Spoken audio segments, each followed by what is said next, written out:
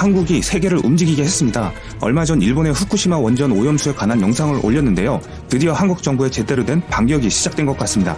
일본의 후쿠시마 원전의 오염수 관리에 대해서 국제원자력기구 IAEA도 우려를 표시한 것으로 확인됐습니다. IAEA는 후쿠시마 원전의 오염수가 여전히 방사능 기준치를 넘고 있으며 이런 오염수를 바다에 방류하면 안 된다고 말했습니다. 또 일본 정부가 오염수의 방사능 정보를 충분히 공개하지 않고 있다면서 투명하게 공개해야 한다고 밝혔습니다. 지난해 가을 후쿠시마 원전의 실태를 조사한 뒤 국제원자력기구 IAEA가 얼마 전 내놓은 보고서입니다. 원전에서 나오는 오염수 처리가 시급한데 일본 정부는 오염수를 바다에 버리는 방안을 검토하고 있다고 우려합니다. 110만 톤에 달하는 오염수의 방사능 농도가 바다에 그대로 흘려보내도 괜찮은 수치를 웃돌고 있다고 판단했기 때문입니다. IAEA가 따라서 지금 수준의 고농도 오염수를 바다에 방류하게 되면 안 되며 반드시 허용치 이하로 방사능 농도를 낮추는 과정이 선행돼야 한다는 점을 분명히 했습니다. 보고서는 또 일본 정부와 도쿄전력이 오염수의 정확한 방사능 수치와 방사능 물질을 투명하게 공개하지 않는다고 비판했습니다. 전문가들은 IAEA의 이 같은 보고서 내용은 이례적으로 강경한 수준이라고 말했습니다. 지금까지 IAEA는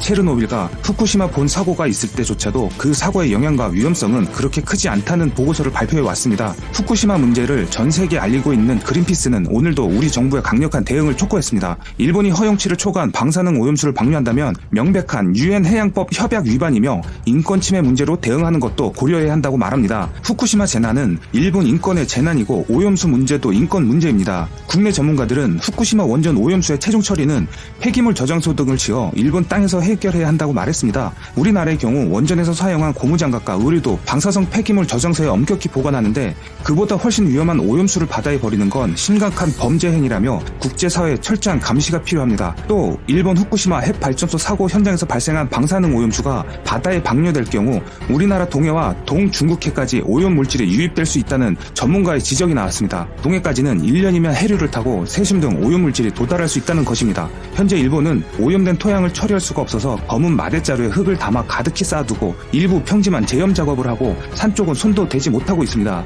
일본은 이제 세계에서 방사능까지 수출을 하려고 계획 중입니다. 일본의 후쿠시마 원전 방사능 오염수는 나와 내 후손들에게까지 생명에 직접적으로 피해가 가는 범법행위입니다. 이런 일본을 반드시 막아야 합니다.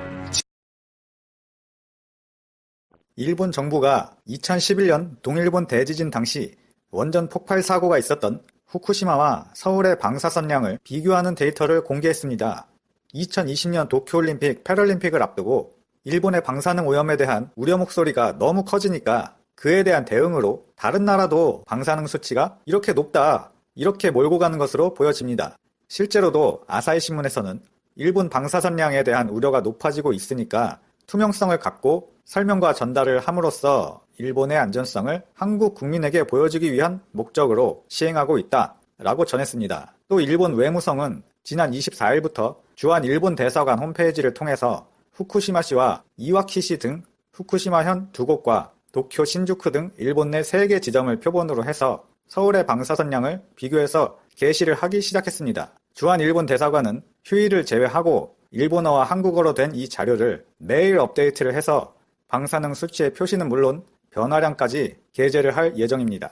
참고로 양국의 방사능 수치를 비교하는데 제공되는 자료는 출처에 차이점이 있는데요. 일본 내에 측정한 수치는 자국의 지방자치단체 등에서 제공을 받은 자료고요. 서울을 측정한 수치는 한국원자력안전기술원의 국가환경방사선 자동감시망 자료를 활용하고 있습니다. 자료의 신빙성에 차이가 상당히 많이 있네요. 지난 25일 12시 기준으로 주한 일본 대사관 홈페이지에 공개되어 있는 측정치가 나타났는데 단위는 마이크로시버트라고 하는데 이게 말이 어려우니까 그냥 수치만 얘기하겠습니다. 후쿠시마시 0.133, 이와키시 0.062, 도쿄 0.036, 서울 0.119였습니다. 이 자료에 따르면 후쿠시마시와 서울 간의 측정치가 큰 차이가 없었고 서울이 도쿄보다 오히려 높은 곳도 있었습니다. 서울보다 낮게 측정된 이와키시는 폭발 사고가 있었던 후쿠시마 제1원전에서 남쪽으로 30km가량 떨어진 곳입니다. 결론적으로 주한 일본 대사관 홈페이지에는 일본의 3개 도시의 방사선량이 서울을 포함한 해외 주요 도시와 비교해도 비슷하다고 소개가 되어 있습니다. 이런 발표를 자꾸 하는 이유는 내년 2020년에 도쿄올림픽, 패럴림픽을 앞두고 있는데 원전 폭발 사고가 있었던 후쿠시마 지역의 방사능 오염의 우려 목소리가 커지니까 일본 정부가 한국인을 대상으로 도쿄올림픽 괜찮다, 안전하다, 한국에서 걱정하는 만큼 위험한 곳이 아니다, 이렇게 말하고 싶어하는 홍보를 하고 있는 것이죠. 앞서서 한국 정부가 저번 8월 일본산 수입식품의 방사능 오염에 대한 국민 불안이 높아지고 있으니까 일부 가공식품과 일부 농산물에 대해서 방사능 검사를 강화했거든요. 그래서 이것을 두고 최근에 아베 내각의 극단적 인사 개각이 있었는데 여기서 우리 국방부 장관에 해당하는 방위성으로 자리를 옮긴 우리가 잘 알고 있는 고노다로 전 외무상은 지난 24일 자신의 트위터에 한국에서 일본의 방사선량에 대한 관심이 높아지고 있으니 이것에 대한 대응을 우리도 하겠다라는 취지의 글을 올렸습니다. 주한 일본 대사는 일본의 방사선량에 대한 한국 국민들의 이해가 깊어지기만을 희망한다 라고 말했습니다. 참고로 더불어민주당 일본경제침략대책특별위원회는 26일 국회에서 기자회견을 열고 일본 방사능 오염 지도를 만들어서 공개했습니다. 이 지도에는 방사능 영향권 안에 있는 2020년 도쿄올림픽의 주요 스타디움들도 포함이 됐고요. 또 이것은 한국이 아니라 일본의 시민단체인 모두의 데이터라고 하는 데서 공개한 자료를 토대로 제작이 되었습니다. 후쿠시마 원전을 중심으로 거리에 따른 방사능 검출량을 색으로 시각화를 했고요. 도쿄올림픽 경기가 있는 미야기 스타디움, 후쿠시마 아즈마 스타디움 등의 위치도 같이 표시가 되어 있습니다. 이것을 보고 최재성 대책특위위원장은 이번 지도를 제작한 취지를 우리 국민의 생명과 안전을 위해 취할 수 있는 조치를 하기 위한 근거라고 설명했습니다. 그리고 방사능은 물론 일본의 오염수 방류까지 논란이 되고 있기 때문에 일본 전역의 수산물은 도쿄올림픽 선수단뿐만 아니라 올림픽 방문객 모두에게 해당하는 중요한 자료라고 강조를 했습니다. 그리고 아주 중요한 한국 선수들이 도쿄올림픽에 참가를 할 것이냐에 대해서는 지금 단계에서는 참가 여부를 전제로 놓고 얘기한 것은 여러모로 바람직하지가 않다. 그것과 무관하게 근거 있는 자료들을 만들고 검토를 하고 있다. 라고 말했습니다. 여기까지 일본 후쿠시마의 방사능 수치와 서울 및 다른 주요 도시의 수치가 비슷하다. 라고 여론몰이를 하려는 일본의 물타기 소식을 전해드렸습니다. 끝까지 시청 7살이면 개구지게 뛰어놀다가 다치기 쉬운 아이긴 합니다만 기사가 너무 충격적이어서 저도 모르게 머릿속에 후쿠시마가 떠오르고 말았습니다. 후쿠시마 원전 사고 이후 8년 방사능과 함께 살았던 일본 사람들의 건강은 과연 어떨까요? 궁금해서 해부왕에 한번 알아보았습니다. 후쿠시마의 방사성 물질이라고 하면 세슘 137이 떠오릅니다. 하지만 세슘만큼이나 많이 배출된 방사성 물질이 있었으니 그것은 바로 스트론튬 90입니다. 주로 뼈에 영향을 주는 핵물질로 일본산 수산물 수입 금지에 대한 WTO 소송의 논점이 되기도 했습니다. 한국이 이겼지만요. 일본 정부의 발표에 의하면 2011년 원전 사고 때 공기중으로 방출된 스트론튬의 양은 세슘의 1000분의 1이었다고 하니 엄청 안심이 되죠. 그런데 알고 보니 도쿄전력은 사고 직후 4월 고농도 오염수 1만 톤을 바다에 배출했었습니다. 그리고 사고 다음에 2012년에도 후쿠시마 바다에 오염수를 방류했습니다. 당시 배출된 스트론튬의 양이 놀라지 마세요. 무려 1,000조 베크렐이었습니다. 사고 전 기준으로 1만 년분에 해당하는 스트론튬이 바다에 벌어졌던 것입니다. 핵 발전소 폭발은 어쩔 수 없었지만 그 이후의 바다 오염은 도쿄전력이 사고 후에 엄청난 양의 오염수를 방류했기 때문에 일어난 것이었네요. 2013년에도 도쿄전력은 후쿠시마 원전 부진의 고농도 오염수 약 300톤이 바다로 흘러들어갔음을 인정했는데요. 유출된 오염수의 방사성 물질은 세슘 137이 20조 베크렐, 스트론튬이 10조 베크렐이었다고 합니다. 이 역시 사고 전 기준으로 100년분에 해당하는 양이었습니다. 스트론튬은 칼슘과 성질이 비슷해서 뼈에 축적되어 피폭을 일으킵니다. 때문에 뼈에서 장기간 유전자가 손상된 사람은 뼈가 약해질 뿐 아니라 골수암이나 백혈병 같은 치명적인 질병에 걸리게 됩니다. 그런데 문제는 스트론튬이 몸에 들어왔을 때의 반감기가 28년이라는 것입니다. 한번 몸에 들어온 스트론튬은 평생이 걸려도 완전히 몸에서 사라지지 않는 거죠. 이런 이유로 2011년 사고 직후 일본 과학자들은 세슘보다 스트론튬에 의한 내부 피폭을 걱정했습니다. 즉 오염된 생선이나 조개를 먹은 사람의 뼈에 스트론튬이 축적되어 내부 피폭을 일으켜 백혈병 등이 증가할 것을 예상했던 것입니다. 2016년에는 미국 서해안의 오레곤에서 스트론튬이 발견됐다고 하니 태평양은 이미 스트론튬에 오염된 셈이죠. 1,000조 베크렐 이상의 스트론튬이 벌어진 후쿠시마 연안 및 그에 가까운 지역 물고기들은 더 심하게 오염되어 있을 테고요. 그렇다면 일본 어린이들에게 이상한 골절이 드러난 것과 도쿄 전력의 스트론튬 무단 방류는 과연 관계가 있을까요? 잘 모르겠습니다.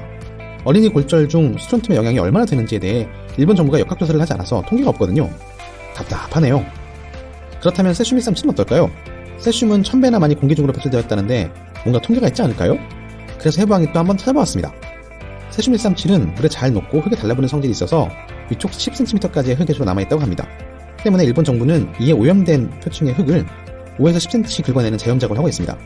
왜 전부 10cm로 하지 않는지 잘 모르겠네요.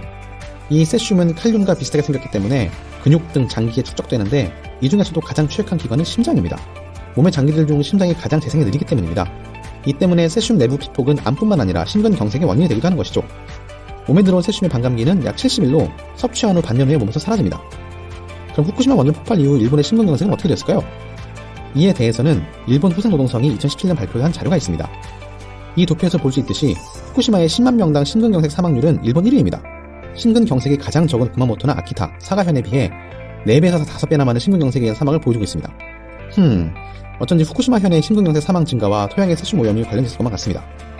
그러면 암의 발병은 어떨까요? 후쿠시마의 어린이에게 갑상샘 암이 60배 이상 많이 발병한다는 것은 잘 알려져 있습니다. 그러나 올해 후쿠시마현의 현민건강조사 검토위원회는 2015년까지 발병한 어린이의 갑상샘암과 피폭과의 관계는 인정할 수 없다고 발표했다네요. 후쿠시마 원전으로부터 25km 떨어진 미나미 소마시의 시립병원 의료비 통계도 있습니다. 해당 자료에 따르면 2010년과 2017년을 비교했을 때 2017년에 암 관련 진료가 3배에서 10배까지 늘어났다고 합니다. 원전 사고 이후 미나미 소마시의 인구가 줄어든 것을 생각하면 엄청난 수치이죠. 병원 측은 환자 통계를 오해한 것이라며 해당 보고를 가짜뉴스라고 주장했습니다만 실제 암 환자의 숫자에 대해서는 밝히지 않았습니다. 이외에 일본인 전체의 암 발병 통계로는 2018년 발표된 국립암연구센터의 전국 암 환자 집계도 있습니다. 이 집계에는 2008년에서 2013년 사이 전국 암 환자의 도도부현별 데이터도 실려있는데요. 이것을 보면 후쿠시마현에서 위암이 유의미하게 증가했고 악성 림프종과 백혈병 역시 증가했음을 알 수 있습니다. 그러나 이들 통계에 대한 일본 정부의 공식 입장은 한결같이 피폭으로 인한 사망자는 없다 였습니다. 그럼 암에 걸린 사람들이 우연히 원전 사고 난 동네에 모여 살고 있다는 건가요? 또 답답해지네요. 해부왕은 친구의 아이가 피폭 피해를 입은 거라고 생각하고 싶지 않습니다. 하지만 방사성 물질이 어디에 얼마나 남아있는지, 피폭 때문에 일어난 건강피해는 얼마만큼이었는지 신뢰할 만한 정보를 얻기가 힘드니 찜찜한 마음이 든 것도 어쩔 수 없겠죠. 후쿠시마 사태의 진상을 숨기는 만큼 사람들의 불안은 커져만 갈 뿐입니다. 엄청난 양의 오염수를 후쿠시마 앞바다에 버려온 도쿄 전력, 세슘으로 오염된 지역의 주민들을 돌려보내고 오염터 위에서 농산물을 재배, 유통시키는 일본 정부, 피폭의 위험성을 숨기기만 급급한 아베와 도쿄 전력에게 과연 후쿠시마의 부흥을 이야기할 자격이 있는 것일까요? 일본에 좀 더 멀쩡한 정치인이 나타나면 좋겠습니다. 이상 친구 아들의